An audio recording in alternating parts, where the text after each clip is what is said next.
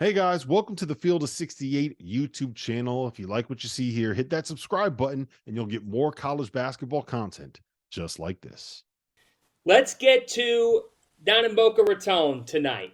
Florida Atlantic back in action. They win over SMU, an SMU team that was top 40 in the metrics entering the night. 80-70, your final score. So take a look at the American now with FAU winning that game. They're 11-3 in the league, with Charlotte at 11-3. 2 games back, both of them still to USF, who is 13-1. Again, Amir Abdur-Rahim has done an amazing job there at USF in year one. But FAU wins at 80-70. They're 21-6 on the season. In this victory for the Owls, Vlad Goalden goes for 21. Elijah Martin posts 20. Matt McCall, your reaction to FAU's 21st win in 27 games. Yeah, I think first of all, start with SMU. I mean, Rob Lanier is doing just an outstanding job with that program. I mean, if Amir Abdul-Rahim wasn't doing what he's doing at USF, you would say, Rob Lanier could possibly coach of the year in that league. But FAU handled it, and Elijah Martin got back to his form. Elijah's a guy that came into this season with just so many expectations on him. And all the shots that we saw him make last year through the NCAA tournament, he comes back, he runs it back at FAU, like a lot of the other players did. John L. Davis, Vlad Goalden, Nick Boyd, all of them, Brian Green, all of them did. But Elijah was kind of the guy during the NCAA tournament that made a lot of those shots, and there was just so many expectations on him. And that's a lot to deal with for a player.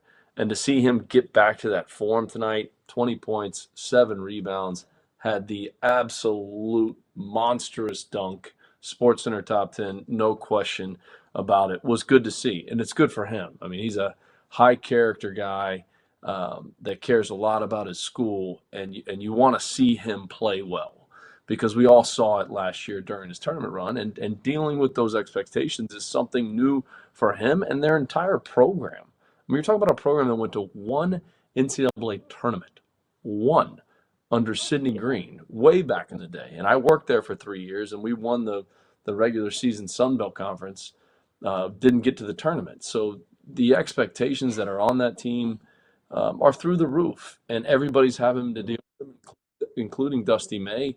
And tonight was a great win because SMU is good. Rob Lanier is doing a phenomenal job with that program, and it was a great environment there. It was packed again. We saw it earlier at the Field of 68 Classic that we did back in November, late November, early December. But that was a good win for FAU. And to see Elijah Martin play that the way he did, I think that's great for them going forward. Jerel, you buying FAU to maybe be Butler-esque 2010, 2011 when they just willed their way to back-to-back title games? Can that happen here with this group? I think they got a good shot, John, and it's primarily because, sort of like Matt said earlier in the show, they just look like one of those teams to me. And just coming into it, I felt like this is going to be a tough year for them. Sort of like he just spoke to, just having that target on their back after all the success that they had the previous year, being in a conference like they're in, which isn't, it's not the toughest conference in the world, but it's a sneaky good conference, man, with some good teams and some really good up and coming programs. So I think it's a situation where like they were adjusting all year to having that target on their back and being everybody else's big game. Other teams are licking their chops when they come in to try to get a quad one win to strengthen their resume. And I thought they did a good job. They stayed in and out of the top 25 for the most part all year long, and it just looked like a team to me that's just ready to flip that switch once the postseason comes. And I think it's going to start right around the conference tournament time. But they definitely got the experience. They got their guys back, so they got a bunch of guys who've been connected. They seem to like to really enjoy playing together, man. So I think they're a team that can, if anything else, they're a team they're not going to beat themselves. Somebody's going to have to come out, put together a really good game plan, and play a good competitive game to put FAU out this year. They definitely are a team that can get it all going and start hitting on all cylinders and get hot again, because we've seen it before. And Fanta, here, let me add one more thing. Like, if you go back to last year with FAU, when they beat Florida on the road, Michael Forrest, a senior, was willing to come off the bench. And he came off the bench in that game, and I think he hit 5 threes, and that set the tone for their season last year. Then you get everybody back. Who's willing to sacrifice with everything that's coming at them? Like, okay, who's willing to say, I'm coming off the bench? Because you saw last year, at times it was Elijah Martin coming off the bench. It was John L. Davis coming off the bench. And Dusty May has shaken up his starting lineup at different times this year. And those guys have to be okay with that, just like they were last season. Tonight, he brings Nick Boyd off the bench. He puts Weatherspoon back in the starting lineup. How does Nick Boyd handle that? Well, he handled it well. He comes off the bench. He scores 9 points. We saw him make the game winner against Memphis.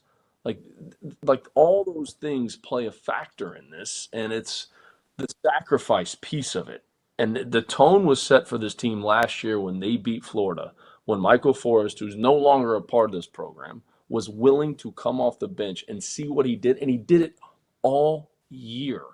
And then it became kind of cool to come off the bench. Like I said, Elijah did it throughout last year. John L. Davis did it throughout last year.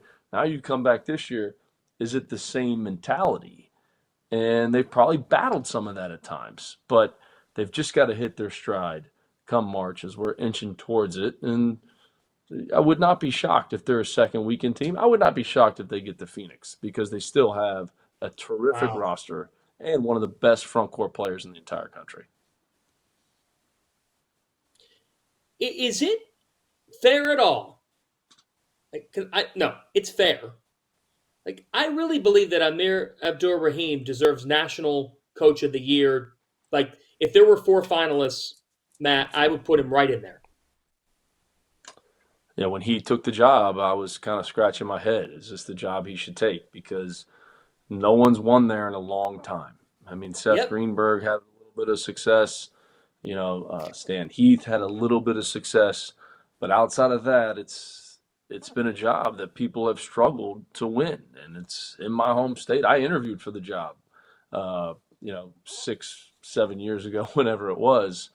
And to see what he did at Kennesaw and taking that program over now, it's remarkable. And yes, he needs to be in the category for National Coach of the Year. No question about it. He needs to be there. Utah State's Danny Sprinkle needs to be there. Thank you for watching the Field of 68. If you've enjoyed what you've seen here, hit that like button, share this link with your friends, or check out the description for some other places that you can consume Field of 68 content.